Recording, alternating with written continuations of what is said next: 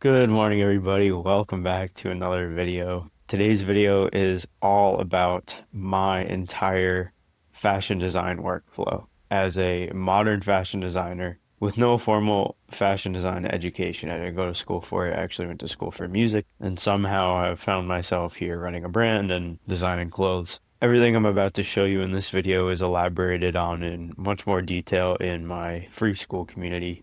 We just hit 235 members. There are 9 mini online courses. They're completely free. So be sure to hop on here and check it out. Join the conversation. Love to connect with you. So these are the products that I'm releasing next week, next Friday. And here I'll pull up the website as well. It's password protected right now, but this is what it looks like. The products are shot. I have them at the warehouse. Inventory is ordered.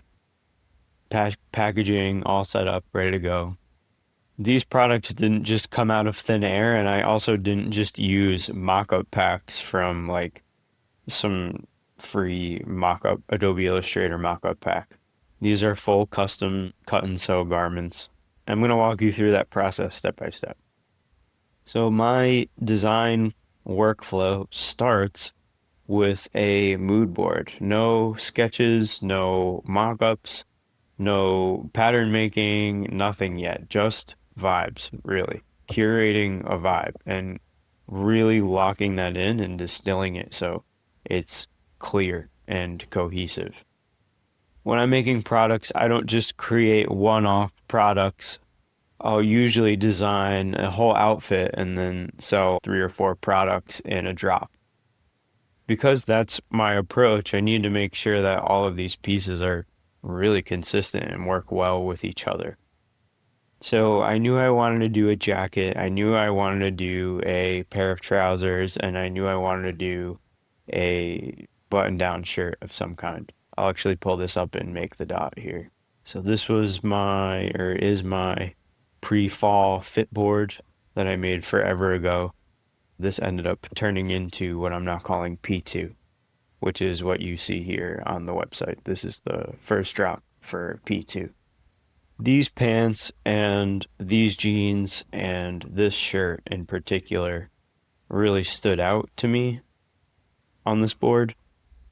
And I liked the idea of a cropped jacket, but I didn't want to do like a wool winter jacket, and I didn't want to do leather either. So this ended up turning into the cropped denim jacket. I did a really nice denim jacket with a medium weight denim, viscose lining, pleats, custom trims. Like I leveled it up for sure from just a regular denim jacket. So that gives you some idea of the inspiration. And I'll actually also show you the jeans. I am going to tease these jeans. These will be in the follow-up drop after the other 3 pieces sell out. And I'll likely do a restock and then I'll drop the jeans as well. But these jeans are sick. So then the next step when I have this fit board put together and I feel like I have a cohesive little capsule idea going on, I'll just pick one of the pieces and then start the design process from there. So I picked this shirt. This is a cotton twill shirt from Scotch and Soda. I actually own this shirt and I used to wear it out to parties all the time. Really fire. I liked the curved hem and the drop shoulders. So I started there. That was my starting point. And then the next thing that I did was I created a sketch. So these are the sketches that I drew in Figma. We're currently in Figma. Let me pull up the design file. So I just used the pen tool. Figma has this little pen tool. If you just press P in the keyboard, you can draw like the same way as you can in Adobe Illustrator. So because I'm in Figma all the time anyway, I'm making like these boards and designing components for like my website and stuff. I just figured I would use the pen tool in Figma and then do the sketch or mock-up this way instead of using Illustrator because I don't pay for Illustrator anymore. After I'm done sketching the product or the garment, I then will put together a design spec or a document that I can use as a reference if I'm using like a software like Clo3D myself. Or in this case, what I'm going to show you is I send the design spec document to an atelier that uses Clo 3D. I'm going to give you all the details about her name, where you can find her, contact info. It's also all in the Skool, so if you want to get that now, pause the video and go join the Skool. But we'll get there, we'll get there. So let me pull up the actual design document that I sent to the atelier. So here's the button-down shirt design file. I could show you the denim jacket and the other products as well. So let me open this as a PDF. All right, so at the top here, we just have the name of the brand, the tentative name of the product, the mock-up, which I just showed you that I drew in Figma. Here's a photo reference of the shirt that I pulled off of Pinterest. So you can see like my drawing is pretty similar, heavily inspired by this garment. But I wasn't like stealing the specific dimensions or anything, which a lot of brands do, but in this case I really was just using it as like a mock-up or starting point. Then I listed the fabric and color. Shirt is made of white, thick cotton twill, features silver snap buttons for closures on the front and cuffs, thinner cotton lining. Next, I listed the design details, so front design, back design. Classic button down front with silver snap buttons, no chest pockets, back yoke, logo embroidered sparsely across front and back, see below. Oh, two short pleats along the back yoke. Interior lining and pockets. The upper interior of the shirt features a distinctive lining made of white viscose along the top of the back and shoulders. I ended up changing this to navy blue because, as you'll see, the logo embroidery is navy blue, and I gave them a specific color or hex code to use. And then later, when I was making samples, I ended up changing the lining of the viscose to navy blue. So let me show you that actually here. As you can see, this shirt has the P emblem in a navy blue, and then we tried to match the viscose lining to be as close to the embroidery color as possible. Another little design detail, there's an integrated deep pocket. They're formed by a thin cotton lining. And then here's the details for the emblem, which I just showed you, inside label, and then additional features that I ended up putting in at the last minute. So the cuffs are secured by the snap buttons, and the pleats are short on the arms from the cuffs, which you can see here and here. So these are nice pleats that I included in the design document. And then the atelier was able to accommodate my design idea. I also sent a shirt reference video. So this is that shirt I was telling you about that I own from Scotch and Soda. I wanted to match this material and the metal snap buttons on the front. I love the metal snap buttons, and then there's that yoke and extra fabric along the back panel, the back and shoulder panel, and then there's that inside lining with that soft cotton fabric. So I ended up making that inside lining and the back panel lining that navy blue viscose material. And then I realized that the navy blue in the pocket was going to bleed through the front of the shirt, so we made that white. And there's that back yoke, and then I explained that I wanted those pleats there. And those pleats ended up in the final design and look great on the Pathos shirt. There are these back pleats here, which I think add some depth and dimension, and it creates this nice shadow when the light is coming from this side. So yeah, overall, I think that ended up looking really good. I'm really happy about that. Okay, now let's look at the denim jacket design spec outline. So I'll show you a closer look at this product before we look at the design spec. So here's the denim jacket.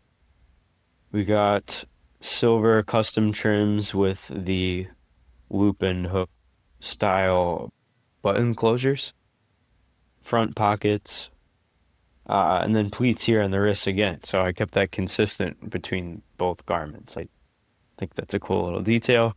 I'll probably continue doing this with jackets and button-down shirts. I like the subtle pleating to from the forearm into the wrist. Just think it looks really nice. The silhouette looks really nice to me. We have viscose lining along the back panel again, but this time it's black instead of navy blue. Cropped right at the waist. I believe Booba is 6'2", and he's wearing a large, and it comes down right at his belt, which I made very clear in the document, as you'll see in a second. Drop shoulder, and overall the drape just looks really nice. The cut of this is really nice. It looks like a Dorito from the side, which I was going for. All right, so here's the design spec document that I put together. Design description, oversized denim shirt/jacket hybrid with a relaxed and comfortable fit. This really is just a denim jacket, but I didn't want it to be too heavy, so we ended up going with a mid-weight denim, which makes it feel like in between a shirt and a jacket, but it's definitely still a jacket. Generous cut through the shoulders, chest, and waist. Black wash fabric. Comfortably fitted around the neck with a neat collar. Drop shoulders. Horizontal yoke across the back. Also have a horizontal yoke across the front. Enough room in the chest to accommodate layering. One large patch pocket. We ended up changing this to 2 large patch pockets, as you can see here. Long sleeves with double button cuffs that can be adjusted or rolled up to the wrist cuff, as I explained a little bit earlier.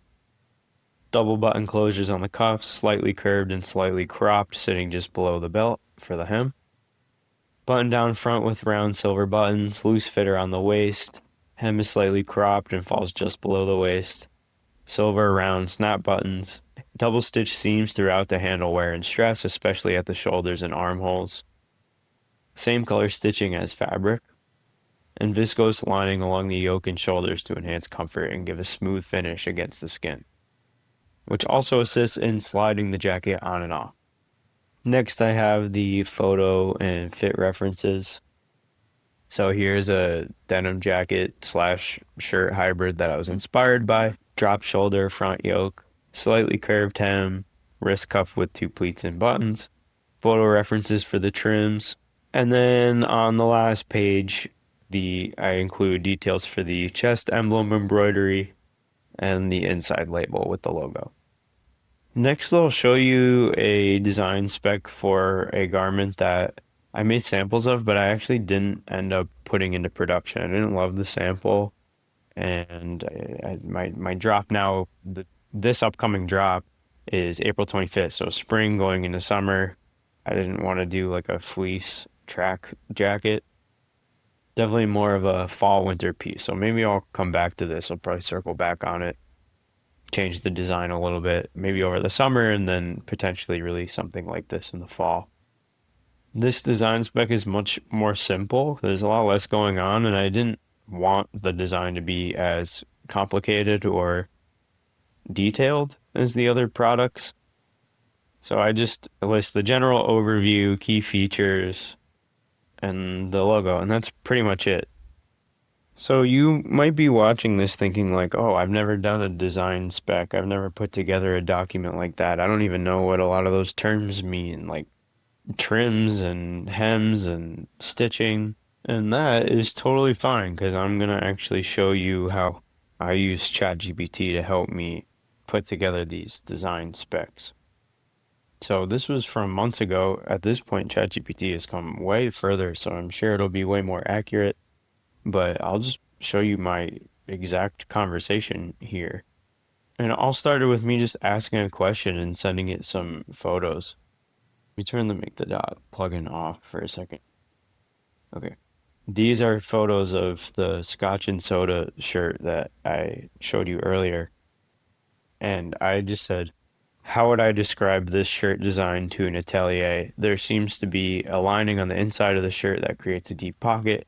I'm having trouble describing. Like, literally sometimes if I'm not able to articulate myself, I just am honest and I say I'm having trouble articulating myself. Help me unpack this. I'm trying to learn something. I'm trying to identify a fabric. Another cool thing you can say is, what info can I provide to you to give more clarity and context? And then it will usually either ask you questions or tell you what details it needs in order to best help. So it said to describe this shirt to an atelier, you can provide the following details: shirt description, fabric and color, additional features, and notes. So this is very similar to the design spec, but just in more of an outline form.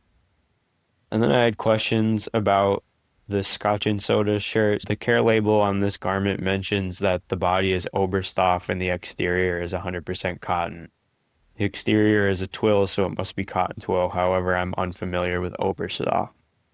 ChatGPT then said Oberstoff is a German term that translates to outer fabric or shell fabric in English. So I was unfamiliar with the German word.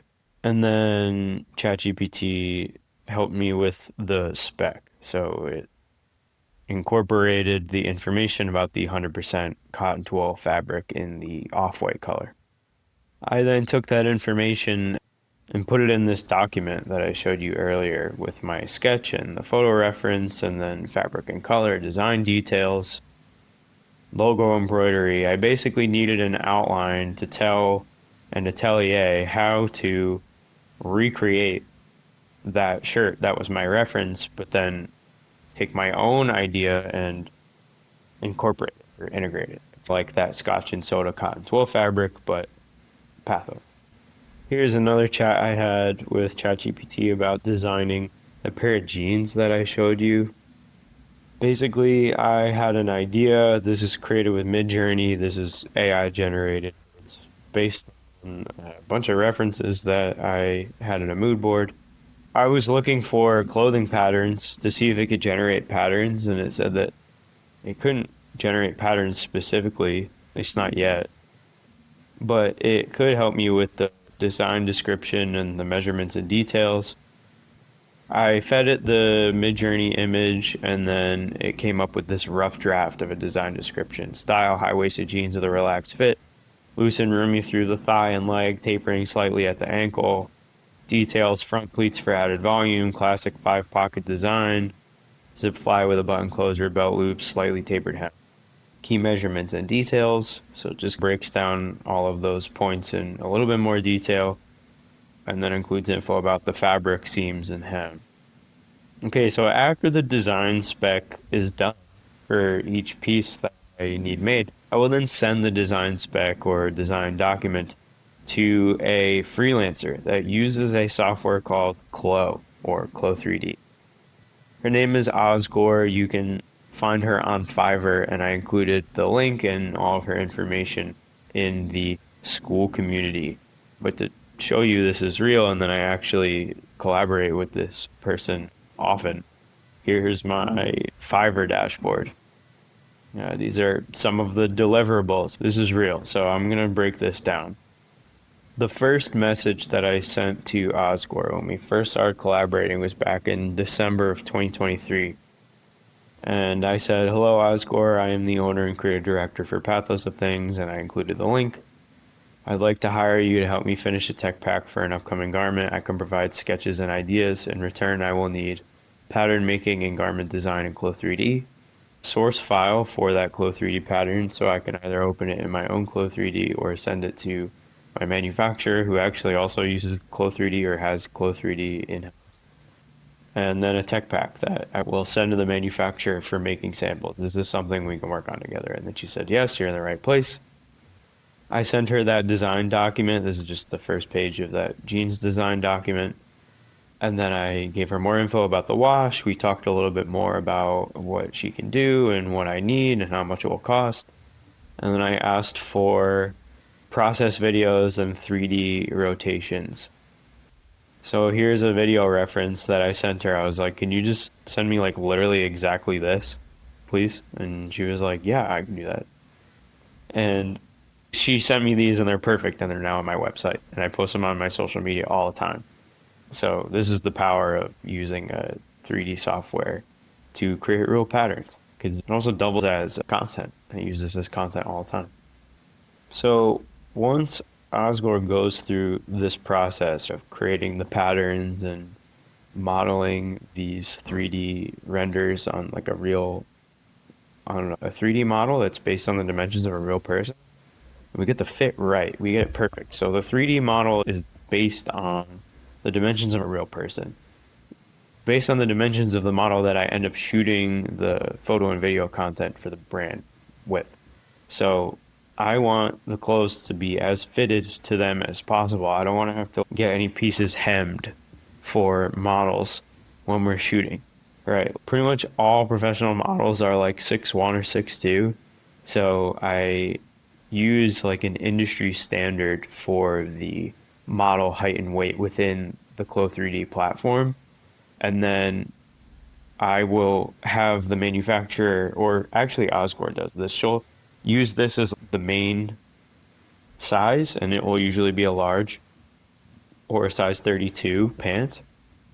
And then she'll use math to grade the pattern, which means she'll turn that large into an extra large, and then she'll turn it into a medium and a small, using math to basically just shrink down or up or size up the pattern for the garment. So after she does all that, she sends me a zip file with all the renders and the patterns and tech pack. I'm going to break down the tech pack and the deliverables in a second. But this is key. I want to point this next part out. The revisions happen here in the design process. Most streetwear brands and clothing brands, myself included when I was starting, will do the revision process by ordering a ton of samples, right? Like they'll send an initial idea to the manufacturer, they'll order a sample, they'll pay for it, it'll take a couple weeks, and then they'll look at the sample and they'll try it on and they'll be like, oh, I actually want to change this, or oh, this seam is not right, or the silhouette is a little too long, it needs to be a little bit more cropped, like.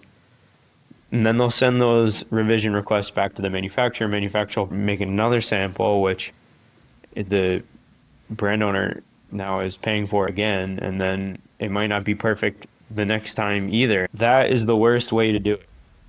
The best way to do it, in my opinion, is go through all those revisions with someone like Osgore or in Clo3D yourself if you are a designer and you use Clo. Because that is where you can make all those tweaks and you can really get it right, and you can test the colors and you can see how the drape works on the 3D model.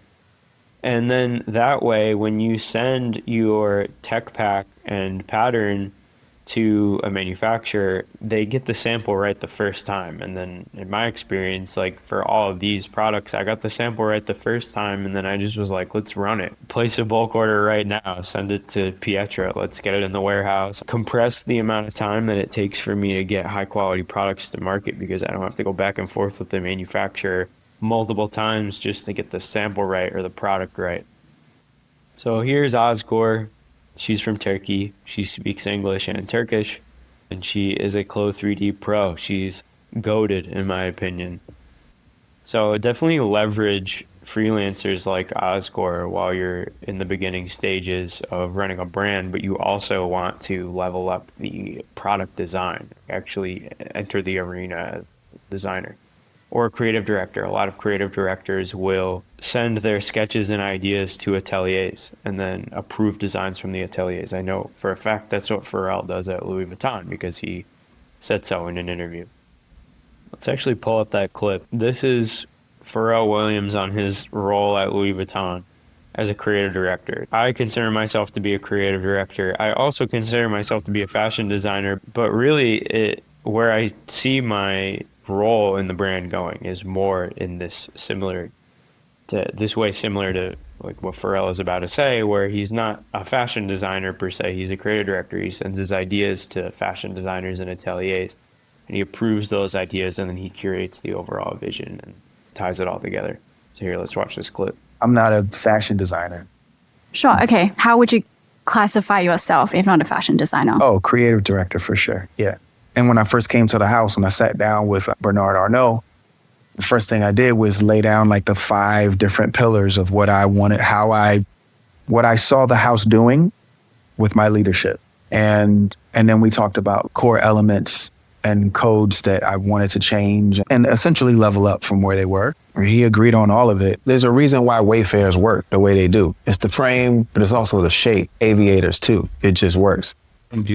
Some sketches, also some references, chopping at the bit until you feel like you got it. I don't be thinking about it. I love it. Okay, anyway. So here are the full deliverables. This is everything that Oscore sends me that I then send to the manufacturer. So we have a tech pack, patterns, 3D renders, and the process videos. So here is an example of a tech pack. This is for the, what I'm not calling white noise shirt, but that cotton twill shirt that originally was inspired by the Scotch and Soda cotton twill shirt. Page 1 just has a simple drawing, which Oscore made for me. Page 2 has specific details like the tag, inner lining, back pleats, embroidery, and wrist pleats.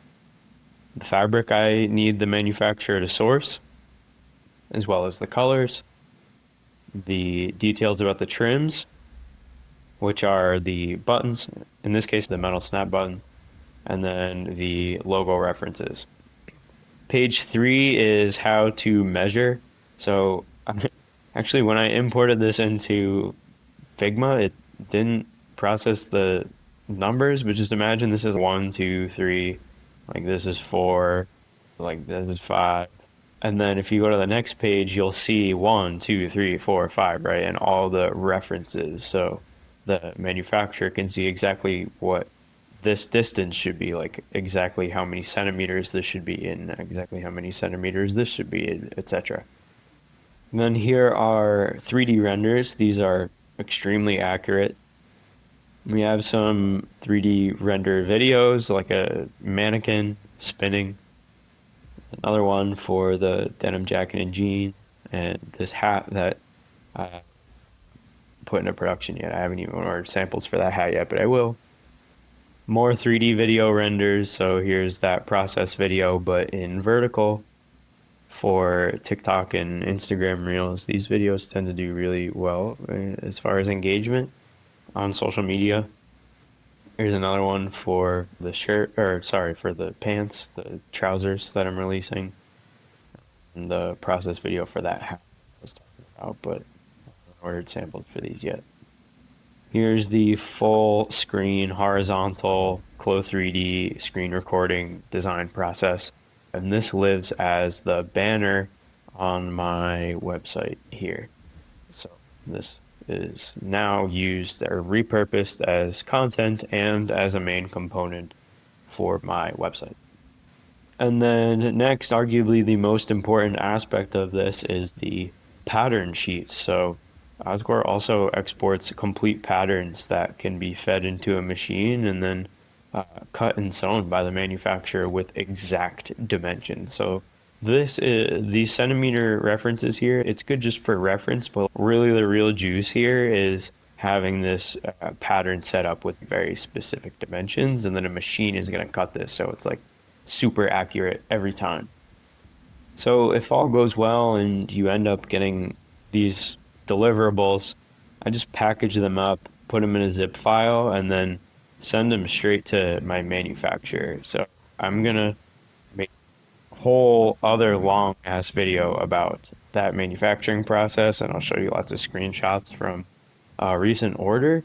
But just to give you like a teaser, a little sneak peek, as you can see, I zip all those files up and then I send them just straight to my manufacturer. So be sure to like and subscribe to stay up to date for when I drop that. It'll definitely be soon. Be sure to join this Skool community. It's free, and we're at 235 members now. It's starting to go a little crazy in here, which is awesome. It's growing really quickly. So I'd love to connect with all of you, and I'll see you in the next one.